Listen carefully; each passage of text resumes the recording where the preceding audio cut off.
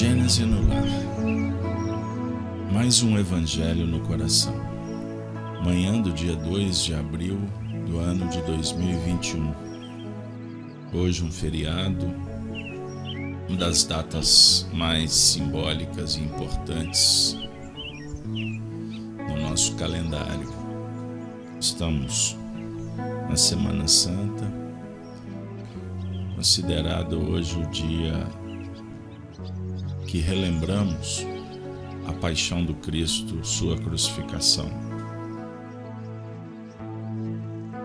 Que possamos juntos em oração, elevando o pensamento a Ele, o Cristo, agradecermos pela vida, pela família, pelos amigos, pela espiritualidade em nossa vida, por esse empreendimento no aprimoramento,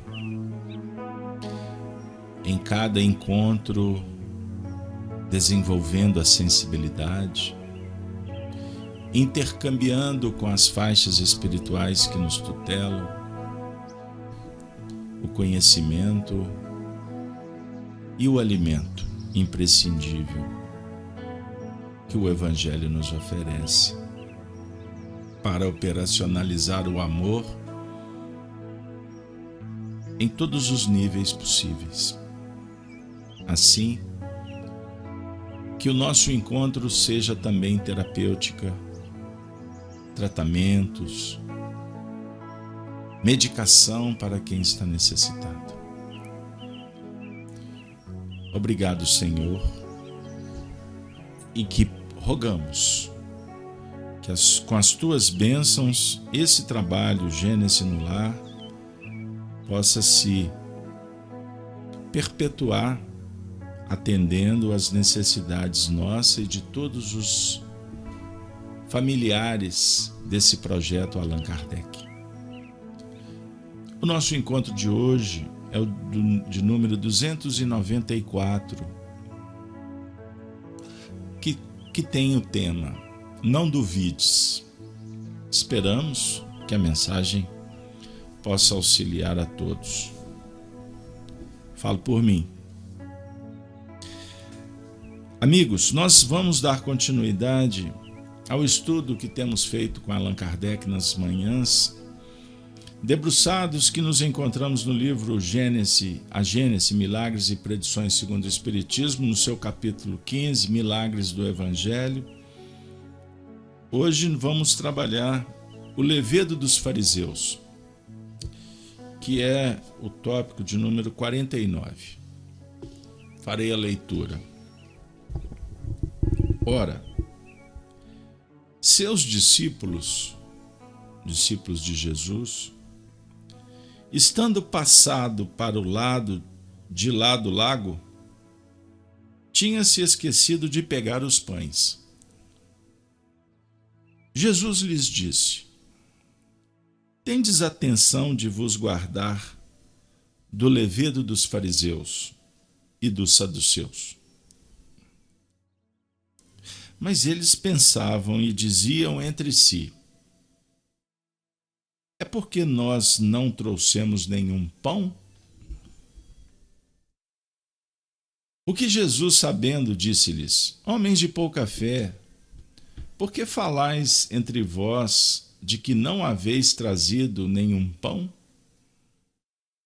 Não compreendeis nunca, e não vos lembrais nunca que 5 pães foram suficientes para 5.000 pães, ou melhor, homens? E quanto vos sobrou na cesta? E que 7 pães foram suficientes para 4.000 homens? E quanto tereis levado no cesto? Como não compreendeis esse, não é o pão de que vos falei, quando vos disse para vos guardar do levedo dos fariseus e dos saduceus.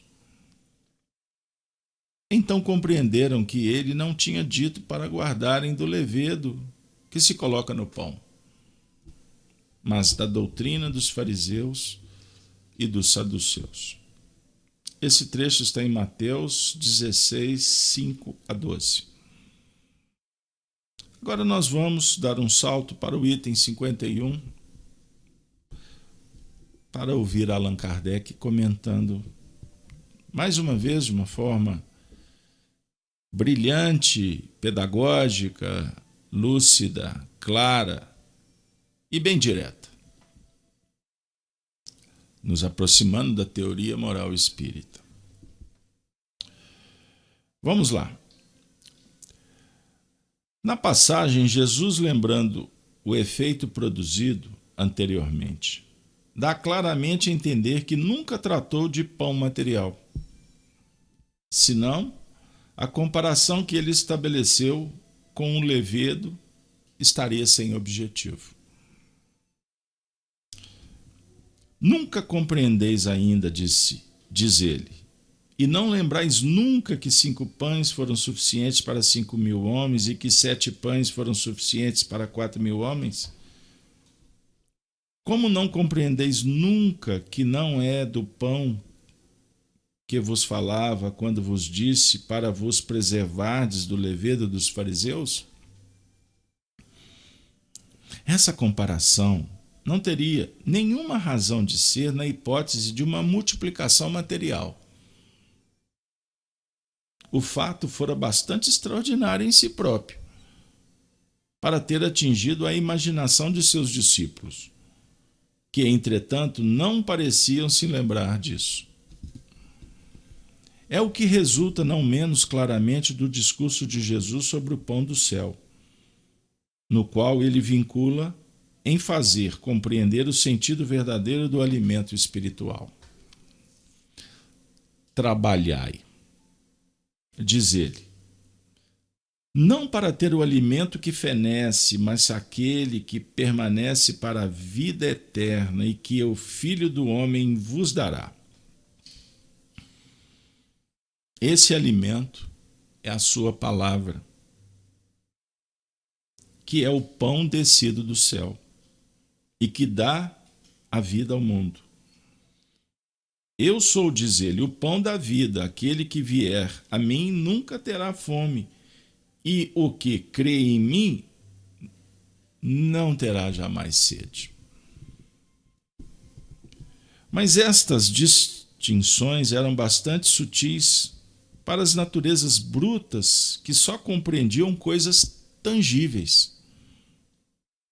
O maná que havia nutrido o corpo de seus ancestrais era para eles o verdadeiro pão do céu.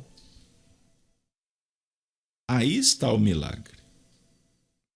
Se, pois, o fato da multiplicação dos pães tivesse ocorrido materialmente, como esses mesmos homens, em proveito dos quais fora produzido poucos dias antes, teriam sido tão pouco tocados para dizer a Jesus: que milagre, pois, fizestes a fim de que, em vendo nós, vos acreditemos?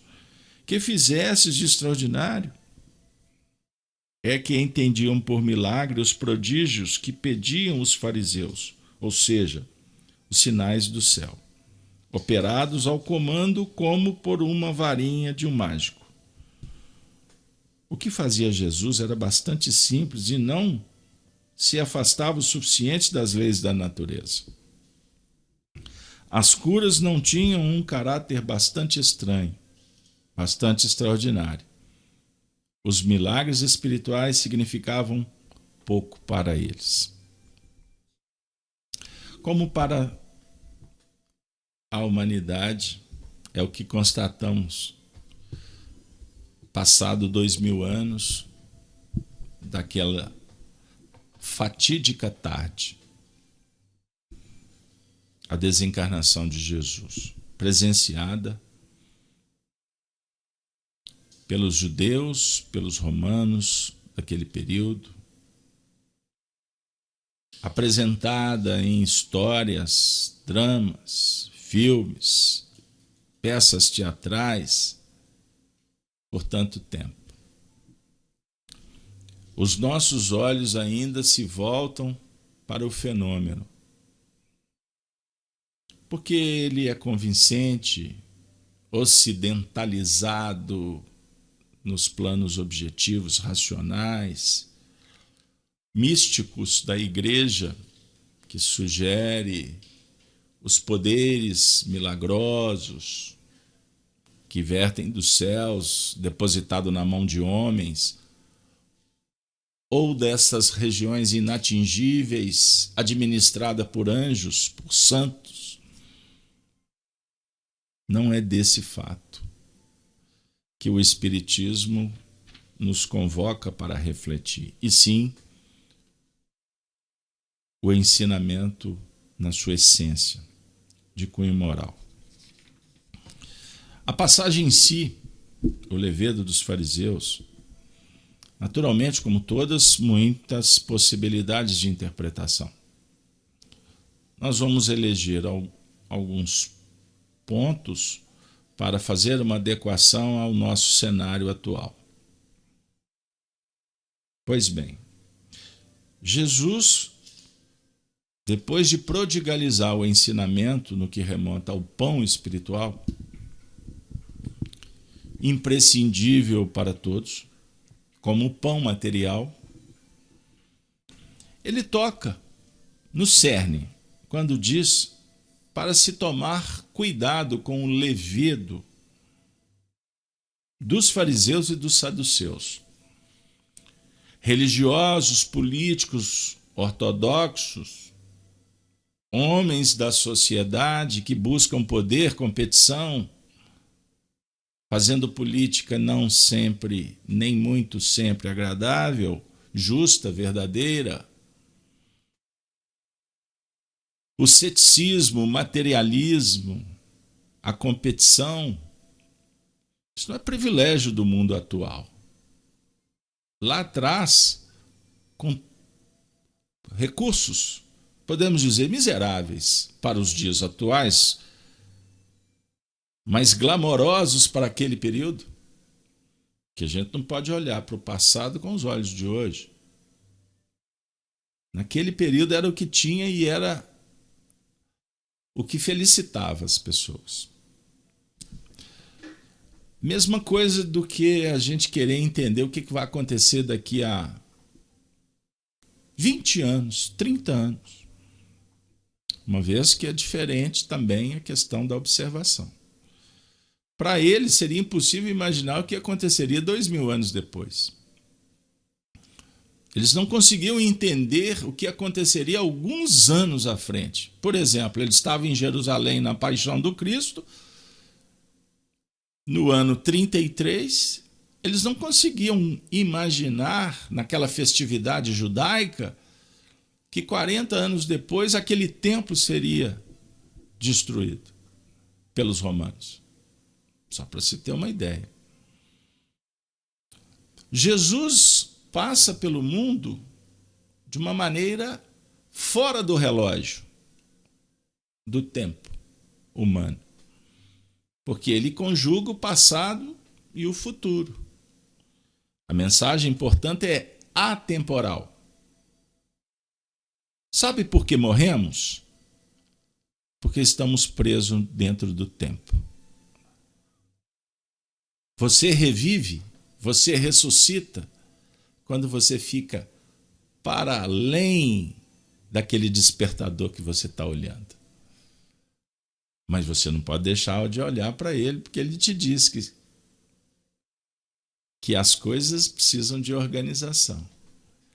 Então o tempo humano é didático. Por que eu estou dizendo isso? Porque no mundo ocidental, buscando religião ou qualquer outra proposta, nós estamos sempre interessados com as coisas da hora, do instante atual. Jesus está falando do futuro, que precisamos de inspiração, de conhecimento, do que está para além da normalidade, para agir no contexto que nos compete, fazendo melhor e não pensando como a maioria. Compreenderam? O fermento do fariseu é aquele fermento que vai sugerir dúvida e desinformação. Porque ele vai criticar. É diferente do fermento cristão que sugere um ingrediente fundamental para se fazer o pão. Que ingrediente é esse que o cristão pode usar?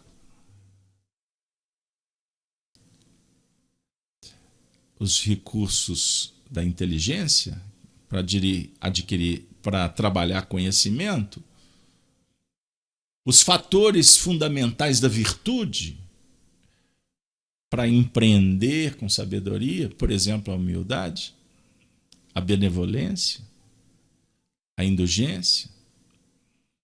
O fermento do fariseu é daquela crítica que quer destruir, não quer construir. Porque os fariseus, eles representam os sistemas organizados, que são apoiados em interesses imediatistas. É o egocentrismo. Compreenderam? É muito interessante a gente pensar nessa assertiva de Jesus, porque ela não é tímida, ela é verdadeira, posicional, definidora, dentro de um ambiente favorável. Lembrando que ele tinha multiplicado pães, ele tinha atendido às necessidades, e aqui ele estava só com os discípulos. Então, os discípulos, a gente parte do princípio que são alunos que estão numa escola expectantes que o mestre ofereça. Então, estamos com o coração aberto. Porque o cristão no mundo não é aquele que vai lá fora querer mudar as coisas. Se ele estiver descolado, desconectado com a busca da mudança interior. Compreenderam? Mas quando a gente começa a pensar diferente, fazendo diferente para nós, vamos nos felicitando, vamos nos alimentando, vamos nos fortalecendo, a nossa posição ela começa a ser também definidora no ambiente externo. Você, dialogando com a perfeição, com a justiça, compreendemos que imperfeição não cabe mais. Por exemplo, a mentira, a inveja, o despeito, cupidez, a hipocrisia. A hipocrisia na acepção da palavra. Então esse julgamento é interior, porque não podemos julgar a hipocrisia do semelhante se a gente não entende o que é a intenção. O que está movimentando o indivíduo? Então devemos tomar cuidado para não estigmatizar. Partir para uma análise já com conceitos formados. Eu estou falando da hipocrisia pessoal. Não cabe. Não cabe. Será que dá para a gente pensar na possibilidade de sentar com alguém para ficar fingindo admirá-lo? Ficar concordando sim, sim, sim, sim, sim, mas no fundo você discorda de tudo? Nós estaremos colocando o mesmo levedo que Jesus está nos alertando para não usar. A troco do quê? Você está promovendo alguma coisa que te atenda e enganando o outro, enganando a sociedade? Na verdade, você está enganando a si mesmo. Jesus está falando, cuidado, viu, pessoal? Cuidado. É necessário ter fé e se manter firme nos propósitos. Na prática é isso. Porque não basta você só ficar tendo cuidado com a conspurcação, com os problemas. O médium, ele vai ficar preocupado só com os espíritos inferiores que querem destruir o trabalho? Aliás, o médium evangelizado, ele não para isso. Eu dou exemplo. Cada um faz o que pode conforme sua concepção. Nós temos atividades na FEAC, e esse é o propósito, que o foco é a luz, não é a conspurcação. Não é. Porque nós vamos compreendendo que agindo, objetivando o bem, que passa num diálogo harmonioso com a beleza, com o conhecimento e com a bondade, naturalmente a luz irradia e o que estiver em torno, caracterizado como mal, obsessão, doenças, é tratado por consequência. Nós não vamos para a FEAC. Quem estiver sintonizado de verdade, não significa que, por ser membro, compreenda. Mas quem estiver realmente se colocando de joelhos, com humildade para aprender Espiritismo, ele entra dentro desse projeto pensando só na luz, pensando só na saúde, pensando só na bondade, falando só de coisas que importam, não gastando tempo com reclamação, com indiferença. Imagine se a gente parar a evolução só para ver os desmandos da sociedade. Não se constrói. A gente seremos agentes para fomentar esse fermento que destrói. Vou dar um exemplo na Sexta-feira da Paixão, que muitos religiosos estão chorando com a dor do Cristo, porque ainda estão presos. Mas num fenômeno importante, há de se ressaltar.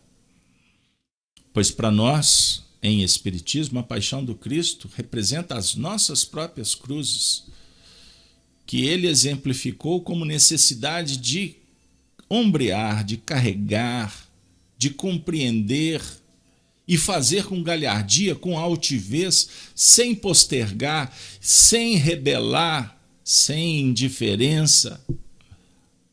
Olha o que eu vou dizer. Não amando a cruz, porque não podemos fazer apologia à dor, mas amando ao projeto. E faz parte no menu do projeto, do aprimoramento, o item cruz. Crucificação pessoal. Faz parte. Ah, eu não tenho muito interesse. Então você está em outro projeto, não nesse, que a gente respeita. Medo, culpa, faz parte do aprendizado. Mas você não pode ter como um princípio ativo que você vai se enamorar. Então nós temos que nos livrar da culpa.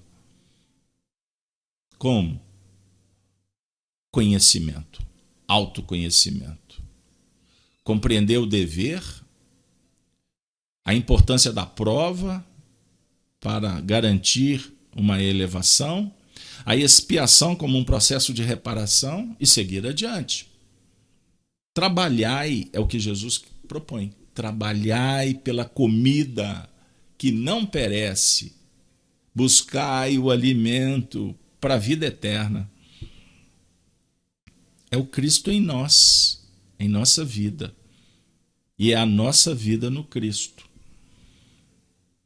O cuidado é fundamental, a atenção imprescindível, mas nós precisamos de confiar. É necessário a fé. É fundamental, porque a fé é uma força interior. Não basta você admitir a fé. É indispensável buscá-lo com perseverança e fervor. O bem, a luz. A fé é força que nasce com a própria alma. É a certeza instintiva na sabedoria de Deus, que é a sabedoria da própria vida. Pensamento filosófico e muito atual de Emmanuel está no livro Pensamento e Vida. E ele diz que todas as operações da existência se desenvolvem de algum modo sob a energia da fé. Dá o exemplo que no campo a primavera cobre-se de flores pelo movimento da fé. Fia-se o rio na realidade da fonte e dela não prescinde para sua caudal larga e profunda. A simples refeição é para o homem espontâneo ato de fé.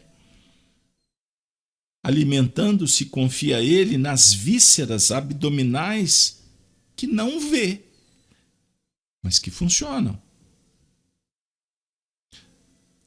Todo o êxito da experiência social resulta da fé que a comunidade empenha no respeito às determinações de ordem legal que lhe regem a vida.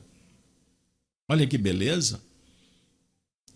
Se não confiarmos na organização, ela não se torna organismo vivo, apenas um CNPJ, um papel. Olha a lei. A lei é bendita, mas observem o tanto que a gente contesta a lei. Aí a gente fica inventando 9 horas e não presta atenção em viver a lei. Aliás, a lei divina é a soberana. Quando sintonizados com ela, não preocupo com a Constituição, as suas ordenações, a não ser aqueles pontos básicos que me vinculam ao Ministério Público, à Defesa Civil, as relações do ir e vir. Isso sim, eu preciso de saber. Mas não estou muito interessado em saber os incisos, os parágrafos, porque a minha conexão é com o bem. Amar a Deus sobre todas as coisas e ao próximo como a si mesmo, tal a lei e os profetas. Faça isso e viverás, disse Jesus. O homem de bem, quantos analfabetos sociais, sob o ponto de vista da suposta civilização, são pessoas que dão testemunhos extraordinários de civilidade.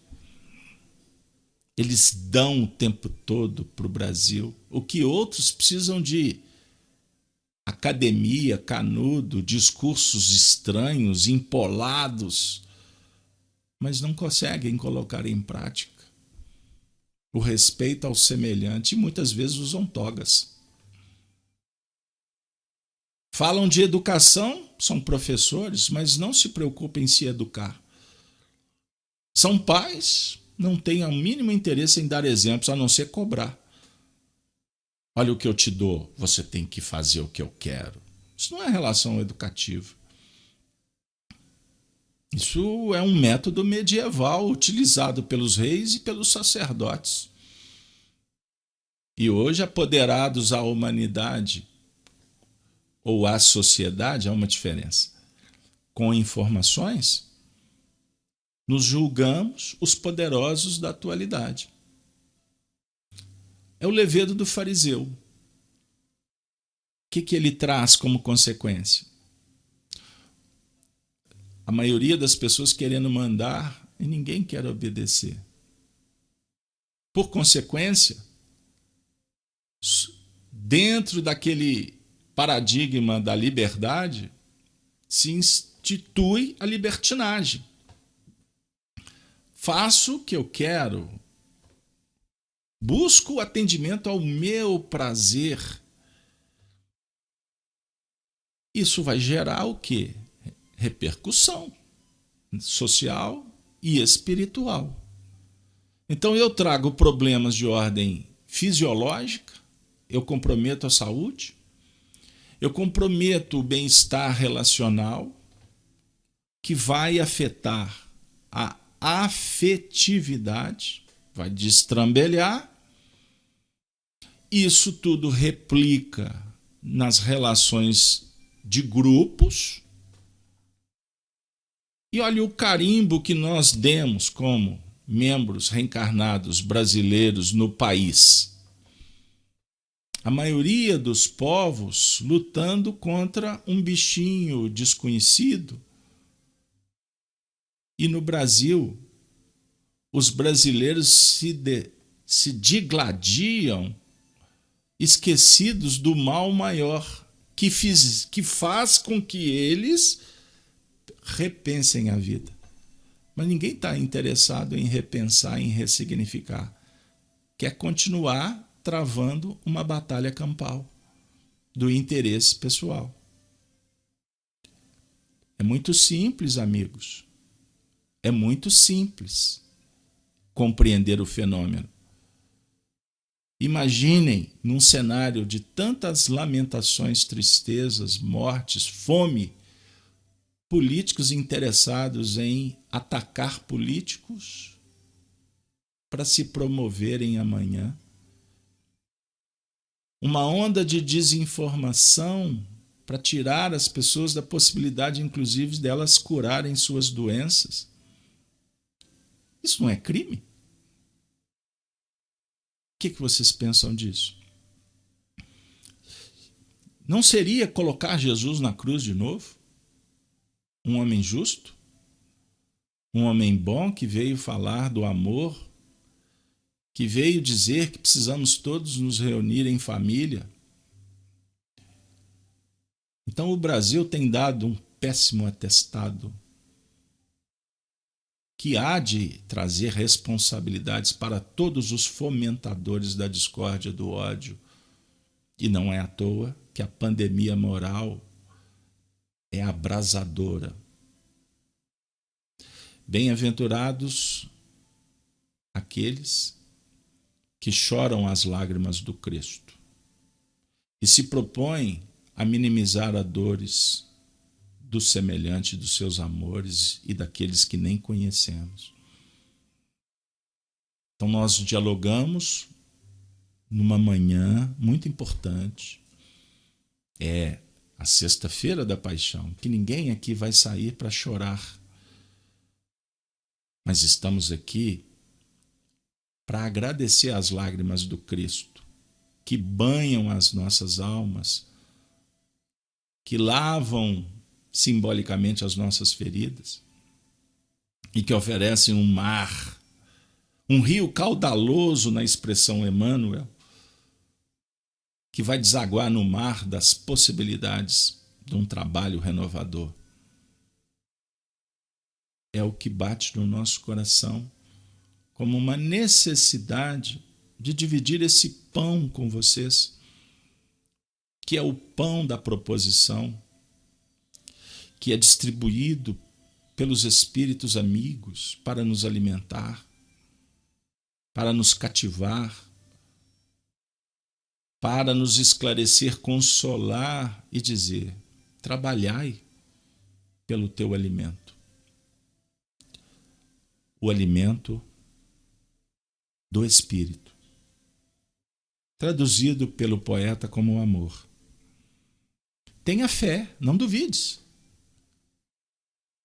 Recordemos a lente e o sol. O astro do dia distribui equitativamente os recursos que dispõe. Convergindo-lhe, porém, os raios com a lente comum, dele auferimos poder mais amplo. Olha que beleza! O sol está aí, mas com a lente nós podemos auferir poder mais amplo. O Evangelho é um sol, Qual a lente que tu está usando para potencializar? O bem eterno é a mesma luz para todos, mas concentrando-lhe a força em nós, por intermédio de positiva segurança íntima, de certo, com mais eficiência, lhe retrataremos a glória. Retratar a glória da luz através do espelho da vida, da mente. Para isso é necessário buscar sem medo e infatigavelmente, sem deter no mal. Olha que beleza a natureza. Emmanuel conta o seguinte, que o tronco podado oferece frutos iguais àqueles que produzia antes do golpe que o mutilou. A fonte alcança o rio, desfazendo no próprio seio a lâmpada que lhe atiram. Sustentemos o coração nas águas vivas do bem inexaurível.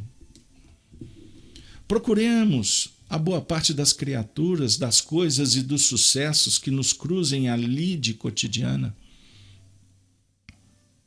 Teremos assim o espelho de nossa mente voltado para o bem, incorporando-lhe os tesouros eternos e a felicidade que nasce da fé. Generosa e operante, libertar-nos-á dos grilhões de todo o mal, de vez que o bem, constante e puro, terá encontrado em nós seguro refletor. Que a mensagem do Cristo possa refletir em nós, para nós, agora e sempre. Lembremos que Ele prometeu estar conosco, mas é necessário que, conscientes que o Cristo está em nós, estejamos com Ele, pela fé, pelo trabalho, pela renovação. Vamos caminhar usando o símbolo. Eu fiquei refletindo essa semana. Você sabe o que significa yoga? É uma palavra sânscrita que dialoga de uma forma muito rápida, porque o assunto é profundo, eu não posso querer definir uma filosofia em meras palavras. Mas a yoga dialoga com a harmonia da luz com a treva. É mais ou menos o mesmo princípio, o mesmo sentido da palavra religião, que vem do relicare, religar o que está desconectado. Dizem os religiosos, ligar o homem a Deus tem sentido? Interiormente, sim. Em trabalhos na dinâmica da vida, fica mais prático para você entender que religare seria religar o homem com o homem. O homem com seus princípios, com a sua natureza. Não perca esse foco. Lute para estar conectado com o projeto que você assinou embaixo, chamado reencarnação, vida, transformação. Todas as manhãs nos reunimos para tentar lembrar isso. E esses princípios têm a ver com a sua condição de mãe, de pai, de filho, de irmão, de colaborador na comunidade. Para você exercer bem esse papel, você tem que estar sempre lembrando do que você tem que fazer. Não pode desconectar, porque senão a gente começa a ouvir muito o que está do lado e descola do que está dentro. A psicologia, a sociologia, a filosofia nos ensejam uma reflexão. Procurar ver você mesmo no outro. Isso é muito importante, porque o outro reflete o que a gente projeta nele. Lembrando do espelho. mas procurando também se esforçar de se colocar na posição do outro, observando o que nós estamos fazendo. Esse movimento, feito com objetividade, ele pode se tornar uma proposta eficiente. E aí a gente vai conseguir ler melhor, com essa lente, a luz que nos visita, o livro da vida.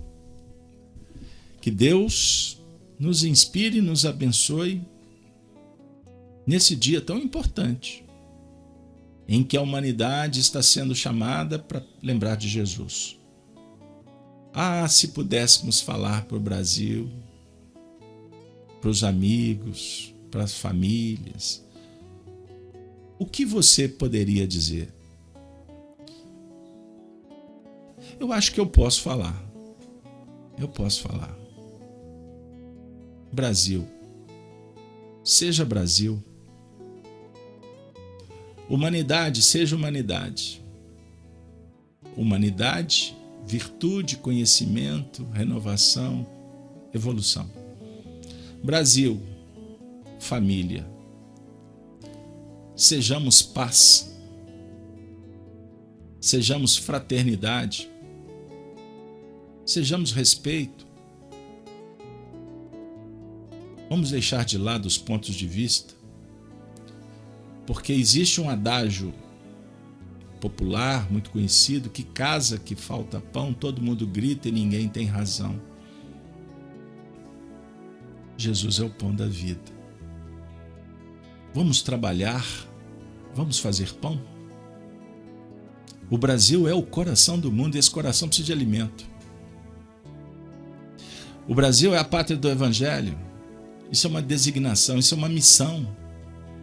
Querendo, aceitando ou não, desculpem. Esta é a missão.